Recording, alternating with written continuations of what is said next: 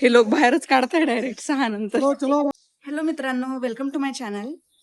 तर मी आज आत्ता ज्या प्लेस वरती आहे ती तुम्ही थंबनेल वरनं तुमच्या लक्षात आलंच असेल की मी कुठे आहे. पण तरी मी थोडं डिस्क्रिप्टिव्हली सांगते की मी आता आहे अहमदाबादमध्ये आणि खूप सुंदर सिटी आहे. फक्त मी आता भर उन्हाळ्यात इथे आहे म्हणून मला खूप जास्त गरमीचा त्रास होतोय. एवढं आपल्या महाराष्ट्रामध्ये नाहीये.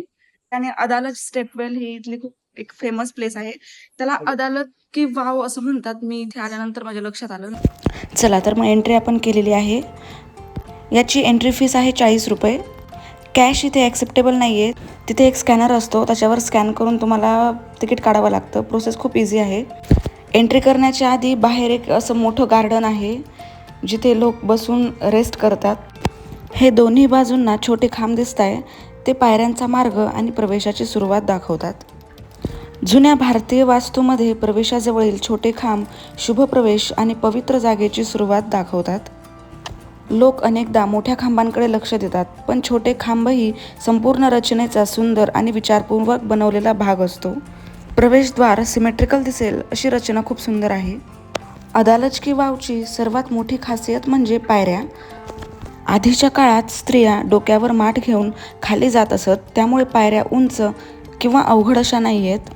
पायऱ्या जसं खाली जात आहे तसं तसं थंडावा जाणवतो. खाली उतरताना मध्ये मध्ये मोठे चौकोनी प्लॅटफॉर्म आणि खांब असलेले मंडप दिसतात, जिथे लोक बसून आराम करत असत. सूर्यप्रकाश जाळीतून आत पडला की जमिनीवर आणि खांबांवर सुंदर डिझाईनसारख्या सावल्या दिसतात, म्हणून संपूर्ण जागा ही जिवंत वाटते.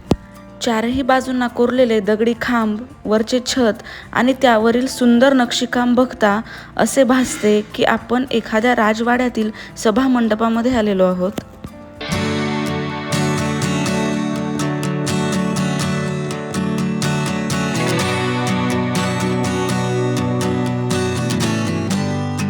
राणी रुदाबाई या अदालतच्या राणी होत्या, ज्यांचे पती राणा वीर सिंग वाघेला यांनी विहीर बांधायला सुरुवात केली, पण युद्धात त्यांचा मृत्यू झाला. म्हणून राणी रुदाबाई यांनी ही वाव पूर्ण केली. म्हणून या वावला रुदाबाईनी वाव किंवा रुदाबाई स्टेपवेल असेही म्हणतात. अदालज की वाव ही गुजरातमधील प्रसिद्ध आणि सुंदर प्राचीन बावडींपैकी एक आहे. ही बावडी अहमदाबाद आणि गांधीनगर यांच्या मधल्या अदालज गावामध्ये स्थित आहे. आता आपण चाललो आहोत विहिरीकडे. दगडी बांधकाम आणि खोल रचना यामुळे सूर्याची उष्णता कमी होते आणि विशेष म्हणजे बाहेरील वातावरणापेक्षा आतील तापमान हे 6 डिग्री सेल्सिअसने कमी असते.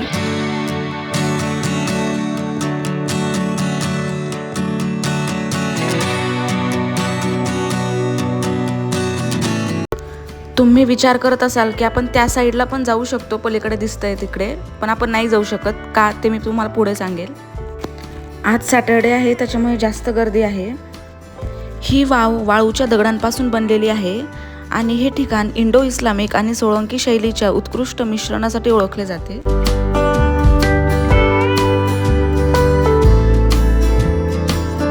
आपण जवळजवळ पोचतच आहोत. आणि अजून एक गोष्ट माझी सांगायची राहिली, ती म्हणजे ही 5 मजली वाव 1499 मध्ये बांधलेली आहे.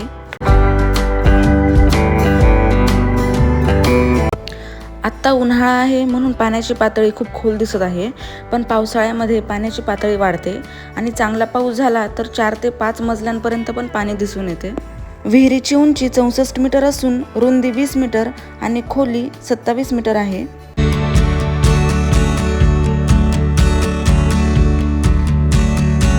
जसे तुम्ही बघताय, ही वाव अष्टभुजाकार असून 16 स्तंभांवर उभी आहे. आणि अजून एक गुपित म्हणजे या विहिरीच्या खाली एक छोटासा दरवाजा असून त्यात 30 किलोमीटर एवढी लांब सुरंग पण आहे, पण सध्या ती माती आणि दगडाने बंद केली आहे. गावामधील लोक असेही म्हणतात की इथे रात्री वेगवेगळे आवाज पण येतात. आणि आता संध्याकाळचे वाजले आहेत किती? 6 वाजता हे क्लोज होतं.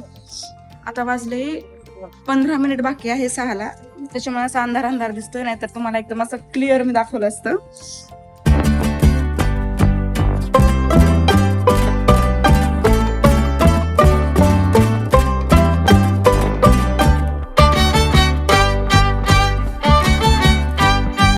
इथून लाईट येते.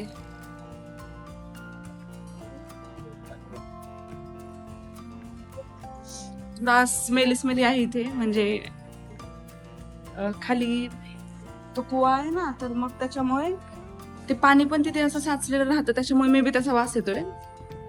पण ठीक आहे, खूप हिस्टॉरिक प्लेस आहे ही. आणि मला असं वाटतं त्या साईडला पण जावं, पण तिकडे जाण्यासाठी रस्ता नाहीये इथे.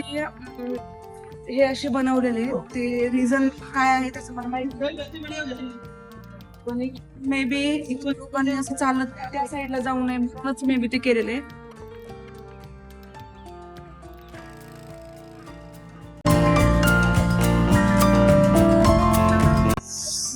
बापरे, इथली गरमी एवढी की बापरे, सहन नाही होत एवढी गरमी इथे. हे बघा, फॉरेनर्स पण येतात. ऑब्विसली थोडी सुंदर असणारच आहे, कारण it is the biggest city of Gujarat. Rich culture आहे, खूप लोक पर्यटन स्थळ म्हणजे एकदम बेस्ट आहे. हे बघा, फोटोशूट साठी तर एक नंबर. या वावमधील कोरीवकाम म्हणजे दगडावर उमटलेलं सौंदर्य, आणि त्याच्याबद्दलच जर आपण बोलणार नाही तर हा व्हिडिओ पूर्णच होणार नाही.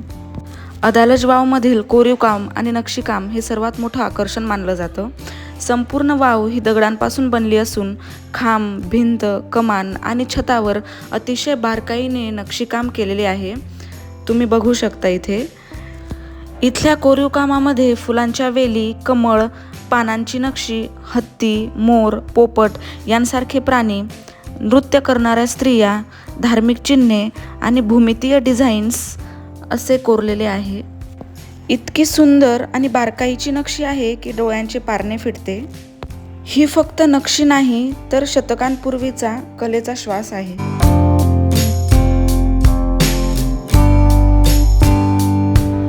येथील अजून एक खास वैशिष्ट्य म्हणजे तिन्ही बाजूंनी उतरण्यासाठी पायऱ्या आहेत. पूर्व, उत्तर आणि दक्षिण दिशांनी पायऱ्या खाली जातात. गावातील लोक कोणत्याही बाजूने सहज पाणी भरण्यासाठी येऊ शकत होते, त्यामुळे गर्दी कमी व्हायची, असा यामागचा हेतू होता.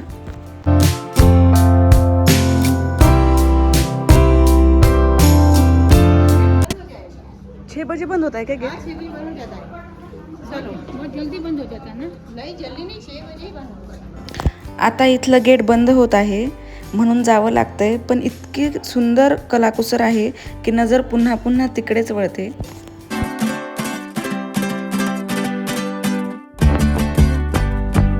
वाजता इथलं गेट बंद होतं खालचं. खाली सूर्यप्रकाश येत नाही म्हणून लवकर बंद करतात मे बी, मला तर असं वाटतं. नाही पण मला खूप खूप छान वाटलं, बरं झालं मी आले. म्हणजे माझे आई पप्पा आले होते त्यावेळेस सीमाला यायचं होतं खरं तर, पण आमच्याकडे वेळच नव्हता. आणि जिथे आम्ही हॉटेल केलं होतं तिथून ते तिथून खूप लांब पडत होतं. पण इथे मी आता 15-20 मिनिटात आले ऑटोमध्ये. खूप छान वाटलं मला. माझा सॅटर्डे एकदम छान गेलाय. मस्ट व्हिजिट करा. खरंच या खूप सुंदर आहे आणि हिस्टॉरिक प्लेस आहे. तुम्ही अहमदाबादमध्ये काय बघण्यासारखं आहे हे ज्यावेळेस सर्च कराल त्यावेळेस पहिल्यांदा हेच येणार तुम्हाला, हेच येईल. माकड तर खूप कॉमन आहे वाटतं इथे, एवढे माकड आहे.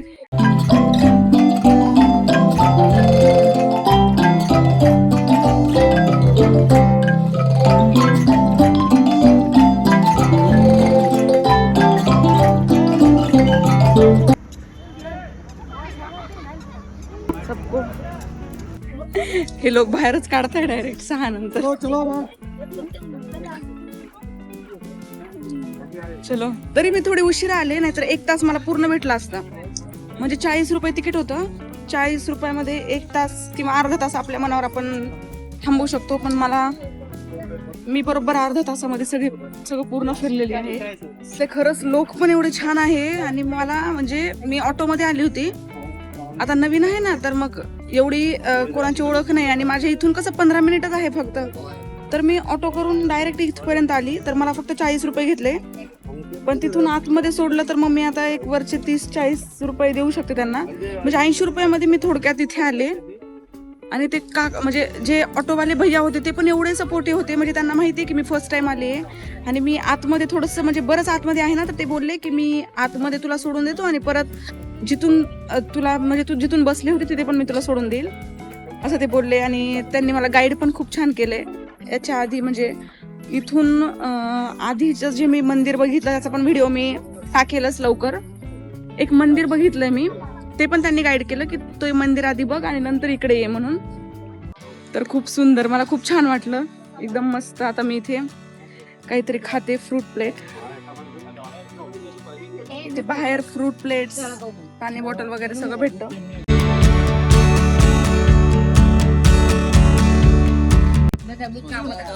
आणि आता मस्त मी खाणार आणि झालं मग त्याच्यानंतर मी जाईल माझ्या रूमवर. Thank you so much for watching. आणि आता मी अहमदाबादमध्ये आहे, तर मी अजून बऱ्याच अशा प्लेसेसवर जाईल जे इथल्या फेमस आहेत. सगळ्यात फेमस जे होतं ते त्याच्यामध्ये तिथे तर मी येऊन गेली आता.